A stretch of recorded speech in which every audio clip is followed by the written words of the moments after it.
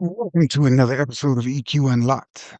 Today, we're going to go into a little bit about trauma and your nervous system and why we sometimes feel out of control after we've experienced a traumatic event.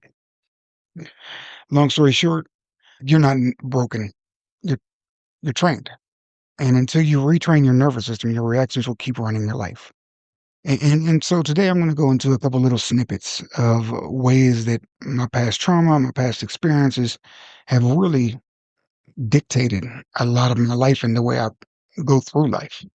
Now, I want to be clear that every day I work on these things. This is not just a one and done, a blanket statement for everyone in all situations. However, there are some things that I've noticed with trauma survivors, and it seems to be pretty clearly, pretty clear to me the fact that it has a grave impact on us, regardless if it's in our relationships and work and the family, just out and about when we're at stores. And of course, again, this is contingent upon your specific type of trauma and the things you've been through. So, have you ever reacted in a way that you didn't like and then thought, why do I do that? Have you ever told yourself you'd stay calm and then just didn't? That's not a discipline problem. That's a nervous system problem. And the truth is, your reactions make sense. They're just outdated. So here's something to like kind of drive home in your mind. And I think this is really important. Trauma isn't the event. And I know that that might sound really strange hearing it from somebody who, like I said, certified in complex trauma and resilience, as a resilient practitioner. Like, I understand how that might sound weird, but trauma for me is what your nervous system actually learned. Not what happened, but what got wired. So, some examples of, if you're raised in chaos, calm feels unsafe. If you dealt with betrayal as a part of your trauma, trust feels dangerous. If you dealt with a lot of criticism, correction feels like an attack. And so I can talk about all these things firsthand, right? Raised in chaos, like I said, like I told you guys earlier in earlier episodes, you know, the things I experienced started very early in life. But one thing that was consistent was the unpredictability of my father. He could go to work and he could have a good day and he could come home laughing. He could go to work and come home mad, and we never knew which was going to be which. The one thing that did stay consistent is when he and my mother got into an argument or they had a disagreement, my father would shut down for 3 days, literally 3 days. And you couldn't interact with him. You couldn't talk to him. You couldn't hardly walk by him without that fear. Right. And so, that being said, what I learned is that even though he was calm for those 3 days, what my nervous system learned is calm feels unsafe. Betrayal. I just mentioned betrayal. Trust feels dangerous. Well, of course, trust feels dangerous because, again, in my experience, the people who, a lot of the men that I looked up to as a child or that I was close to hurt me. So why would trust feel dangerous? Because that's what my nervous system learned. Criticism, correction feels like attack. So I overcame this many years ago, right?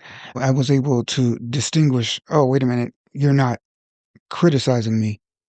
You're correcting me. You're trying to help me to improve. And so in my life, I've had really amazing mentors. And I just, if I could list them all, I would be here all day. But long story short, I had some pretty phenomenal mentors. And so one time I was 3 minutes late to an appointment. And I might have told this story before, but the mentor came to me and he said to me, he said, when you're 3 minutes late, you steal 3 minutes of my life. You steal 3 minutes from my family. You steal 3 minutes from my wife. You steal 3 minutes from my children.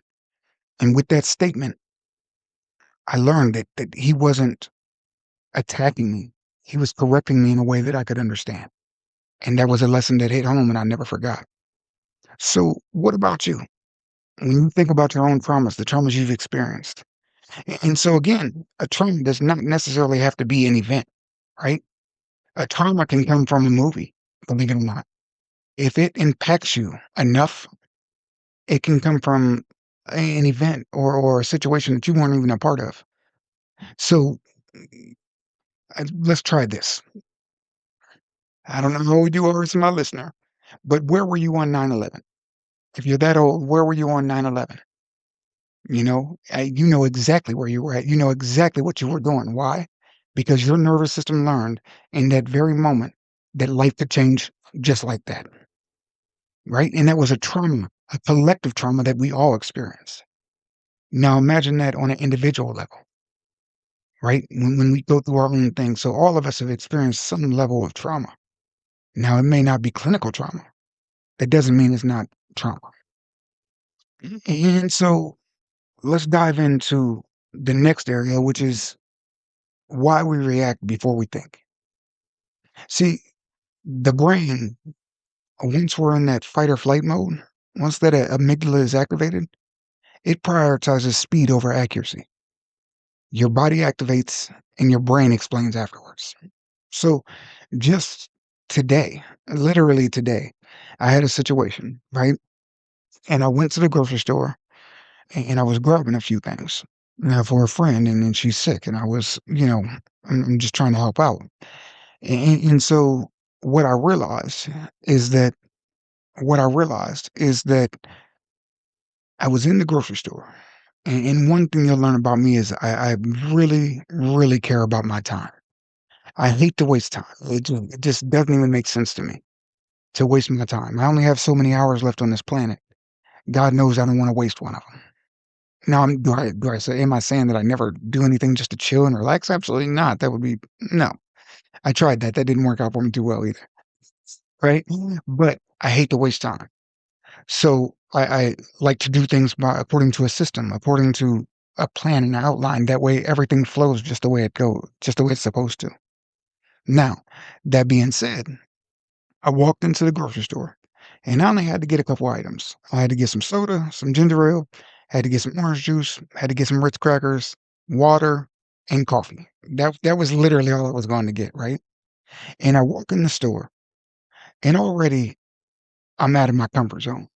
I don't like grocery shopping. It doesn't really, I honestly, I eat out far more than I should as a matter of time, but that's neither here nor there. The point is that I was in the grocery store, and as I have this list that I'm trying to get, I'm getting frustrated because I don't know where things are at, right? And so I'm wasting time just looking for things. And as I'm wasting time looking for things, I'm also missing these deals. And I'm not talking about, life altering deals, but I'm missing deals. And that's irritating me, right? So my nervous system, and again, this is a very simple example of that fight or flight and how the brain narrows and it prioritizes speed over accuracy. I start skipping things. And so my friend asked me, she said, "Well, is the soda, is it buy three, get three free?" Or I said, "No, it's buy three, get one free." And she was like, "Send me a picture." And I was like, "Oh my gosh, this is so stupid." I'm like, why am I going to send a picture? I can read. And I send her the picture. And so I get to the store. I'm in the checkout line. She was like, "Look at this picture." And she sent it to me. She zoomed in and sent it back to me. It was actually buy three, get three free, right? Because my brain prioritized speed over accuracy. And so at that moment, I knew just that simple trip to the grocery store was frustrating for me. Well, and I knew that I was frustrated before, but it was just a great example of how when we get activated like that, we start making mistakes that don't need to be made, right? And so what does that mean? The trigger, my body responded, and then I started justifying my thoughts of, oh, well, I was frustrated and did, right? And but then I started stepping back. And as I was at the register to check out, the lady, she seemed to have this little attitude with me. And as she had a little attitude with me, I noticed my tone shift, right? The tension rose. Now, I didn't get to the point where I felt like they were disrespecting me, but had I stayed in that line, I would have absolutely got to the point where I felt like they were disrespecting me. Oh, another thing that happened in that quick trip to the grocery store, I forgot my wallet in the car. So as I'm at the cashier trying to check out, I actually have to go back to my car to grab my wallet. And when that walk back to the car was enough time for me to process what had just happened, right? And so, yeah, I'm absolutely irritated with myself. I'm absolutely irritated with myself, but that was the key is I was irritated with myself and not anybody else. So I took a couple minutes. I took a couple deep breaths. I grounded myself. I realized how much more time I was wasting by being irritated. And then my reaction shifted. And so I went back in the store. I got all the items I needed to get. I went to the cashier. I checked out. We had a nice dialogue. I appreciated her patience and which I expressed to her. And as I was walking out, I forgot a bag, but I turned around and went and grabbed it, put it in my cart, and she smiles at me, thankfully and appreciatively. So just that quick, my reaction shifted and changed. And again, this is about trauma. And you might be thinking to yourself, what does going to the grocery store have to do with trauma? Because that's the way my brain was wired, right? Now, these days, I'm able to turn things around pretty quickly. These days, I'm able to hone in, look at myself, examine the situation, step away, step back, do what needs to be done. But that's how quickly it works. So I wasn't thinking my way into a reaction. I was feeling my way into it. So now, what about you? You're not thinking your way into reactions. You're feeling your way into them. How many times have you put yourself in a situation or gotten a situation that could have been completely avoided had you not had the feelings about that situation that you had? So then we go to a little bit more serious of a situation, right? We go into the survival responses, the fight, the flight, the freeze, the fawn. So fight, it's anger, it's control. Flight, avoidance, distraction, freeze, shutdown, numbness. Fawn, people pleasing. So what does this look like in real time? Why, I just got done saying fight, flight, and control, right? So when you're showing that anger, that is you trying to gain control. Why? Because your nervous system is trying to seek out safety. When you take flight, it's avoidance, it's distraction. It's, oh, I'm going to sink myself in the TV so I can avoid these feelings that I don't want to feel, right? Freeze, it's shutdown, it's numbness. And these things can take 100 different views or 100 different ways of coming about. It can be arguing with somebody. It can be leaving the house, right? It can be shutting down. I'm just not going to talk. It can be fawning, people pleasing. Oh, I'm just going to do what they want, so we don't have a problem. But all of them are problematic because at the end of the day, when you do any of these things, you are giving up on yourself. You're giving up. You're giving your nervous system the control over your life rather than separating yourself from these behaviors and taking control back. So I just talked about the grocery store and I talked about the fortunate event of leaving my wallet in the car and stepping away. And as I'm on my way to the car, thinking, breathing, whatever, I took my control back. Yeah, in that 2-minute walk to the car, I took my control back. And you might be thinking, oh yeah, great, you took your control back at a grocery store. What do you do? But guess what? I take my control back in every area of my life. And who do I take my control back from? My own nervous system. So again, I'm going to put the question out there to you. How often do you notice that you have these reactions that you don't necessarily want to have? Now, the hard part, or something that can be the hard part, is just being honest about it. Because sometimes it's embarrassing. Sometimes we feel guilty and ashamed, right? But there's no need. You don't have to feel like that because these are completely normal responses to an abnormal situations that we've faced. This is why you keep ending up in the same arguments. This is why when you say this time will be different and it turns out not to be different, because at the same time, at the end of the day, your nervous system is running the same wiring that you've been running forever until you make the active choice to stop and change your nervous system. your nervous system will continue to run the show. Different situation, same nervous system equals the same outcome. So, what's the real problem? You don't have an emotional problem. You don't. I've attended all types of meetings. I've attended Alcoholics Anonymous. I've attended Narcotics Anonymous meetings.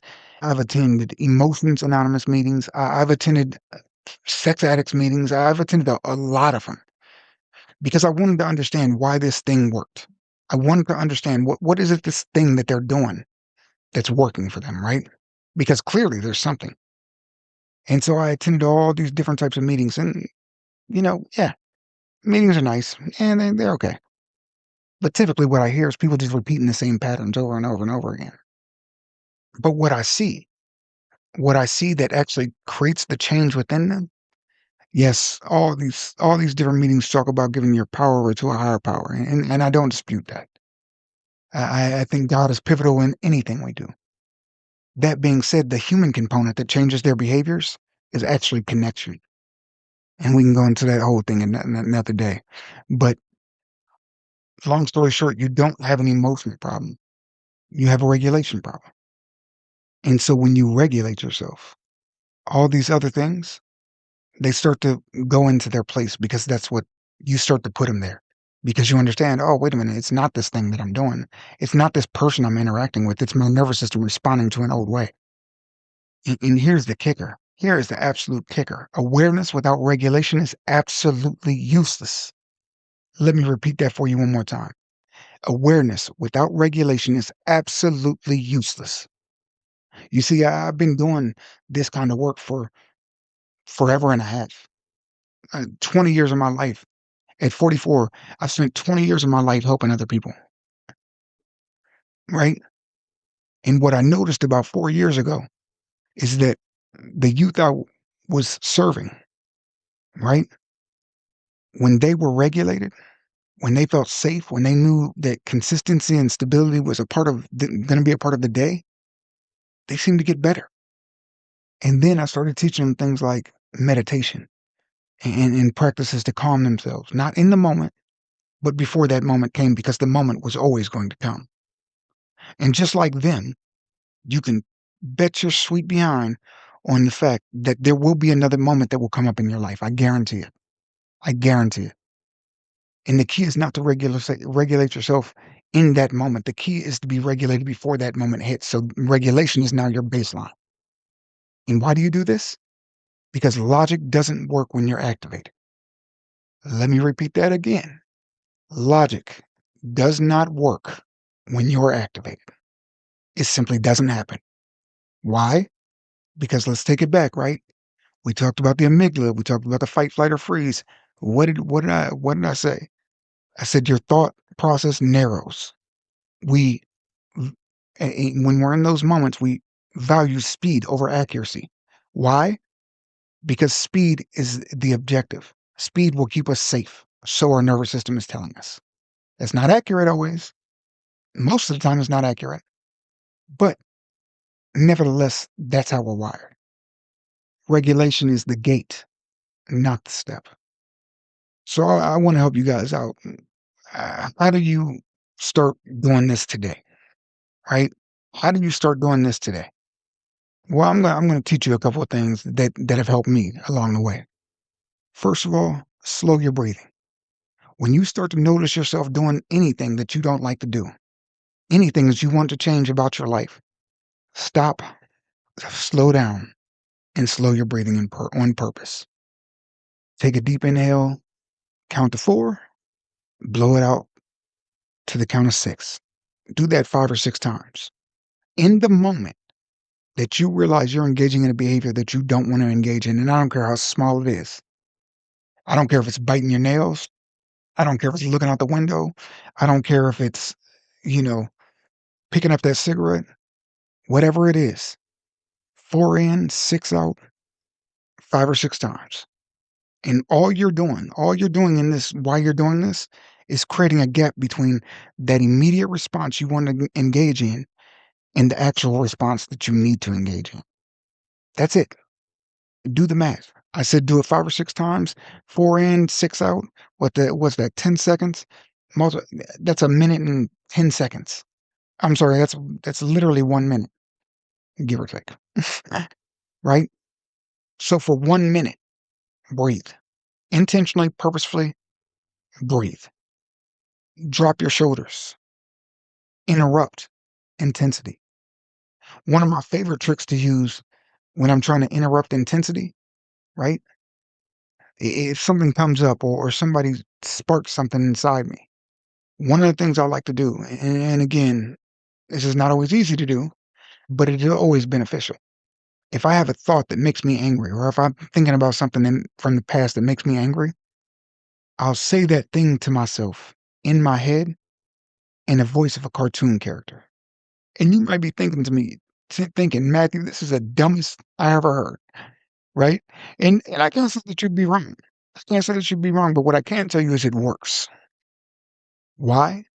Because you're forcing your brain to look at something from a different angle, an angle that's not threatening, an angle that's not intimidating. So let me give you an example, right? As I said, talked to you guys a lot about my past and about, the court system and losing custody of my daughter and how hard that was for me, right? So there are some events that have come up in her life recently that I'm not a part of.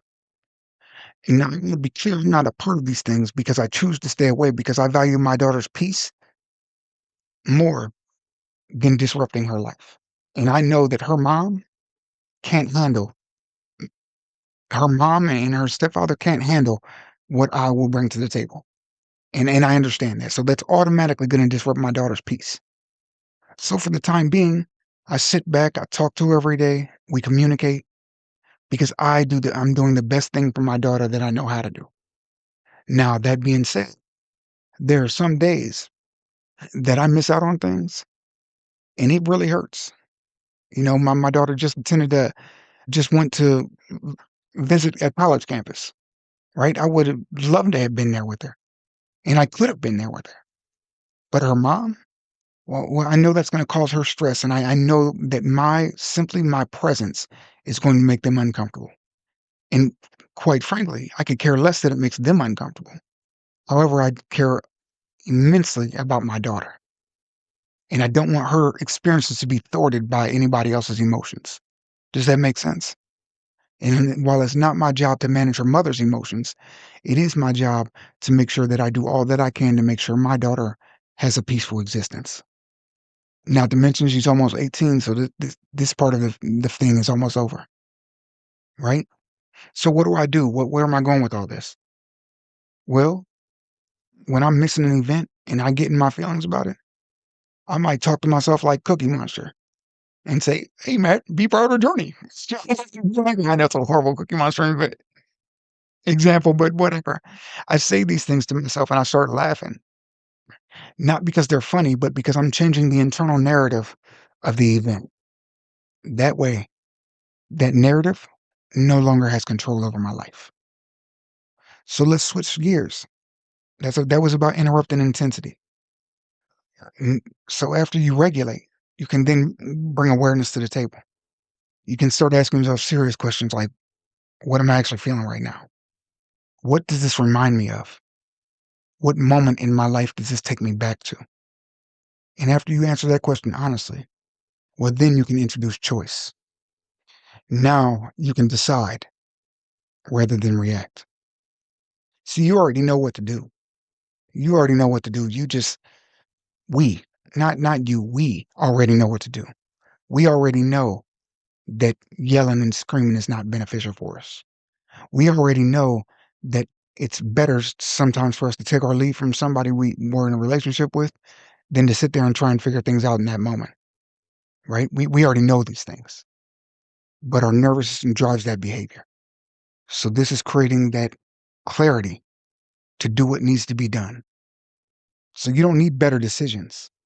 You need access to better decisions. I want to clarify a couple things before I end this episode. You are not your reactions. You are not your past. You are a trained system that can be retrained. And the moment you regulate, well, that's the moment you take your power back. If you want to understand how to regulate your baseline and what your baseline actually is, I encourage you, as always, to go to MatthewFStevens.com, take that assessment. Don't worry about it. It's free. There's nothing, I'm not trying to sell you anything or anything like that. Of course, if you want to get involved in NALs, if you want to, you know, learn about ORS for your business and your operations to, improve things, of course, get a hold of me. We can have that discussion. But this right here, this is about helping people. This is about helping you find your baseline so you can become the best version of yourself, right? And as always, thank you guys for this love and support. Thank you so much for the everything you bring, all the value you add to my life. And I hope that I'm adding value to your life as well. So if you heard something in this episode that you like, that you appreciate, I'm going to ask you to share it. Leave me some feedback, send me some emails, and thank you for all the emails I am receiving because I hear you guys. I hear you loud and clear. As a matter of fact, tomorrow I'll record an episode with a gentleman who listened to my podcast, and I'm really excited about it. His name is Thane Martin, and I'm just super excited about that conversation. He's going to really bring some value to guys coming in the coming weeks. So that's an exciting situation. But you guys keep reaching out, keep liking, keep sharing. I appreciate all the love and the support, and let's keep this thing going. Let's keep it growing, and let's help as many people as we can. We're all human beings, and at the end of the day, we all need love and support. All of us. We all need to be understood. And so, like I said, if you would like, share, follow, I greatly appreciate it. Follow me on Instagram at EQ Unlock Podcast. You guys know how to find me. MatthewFStevens.com is the website. Pay me a visit, drop me a line. As always, be amazing, be you. As this episode comes to a close, take a moment to notice what stood out for you. Emotional intelligence isn't about having all the answers. It's about building awareness, understanding yourself and the people around you, and choosing how you respond, especially when things feel difficult. Growth happens through reflection and practice, not pressure or perfection. If this conversation supported you, consider sharing it with someone who may benefit from it as well. To explore more tools and resources around emotional intelligence and personal development, connect with EQ Unlocked and NALS. Until next time, remember, better awareness leads to better choices, and better choices lead to a better life. This is EQ Unlocked.